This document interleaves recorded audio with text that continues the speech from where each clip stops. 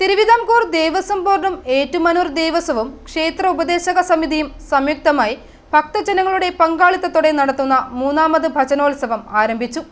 ഏറ്റുമാനൂർ മഹാദേവ ക്ഷേത്രം administrative officer Aravind S Nair ഉദ്ഘാടനം നിർവഹിച്ചു. സിനിമാ താരം കോട്ടയം പുരുഷൻ, ക്ഷേത്ര ഉപദേശക സമിതി president Sankaran Nair, secretary PG Soman, vice പ്രസിഡന്റും പ്രോഗ്രാം കോർഡിനേറ്ററുമായ സജയകുമാർ മിത്രക്കരി എന്നിവർ ചേർന്ന് ഭദ്രദീപം തെളിയിച്ചു. ക്ഷേത്ര ഉപദേശക അംഗങ്ങളായ ദിലീപ് മാളിയക്കൽ, ബിനു, നന്ദകുമാർ, വിജയകുമാർ, വിശ്വനാഥൻ, സോമനാഥൻ, സോമൻ നാരായണൻ, പ്രകാശ്, വിശാഖ്, ശശിധരൻ എന്നിവർ പങ്കെടുത്തു.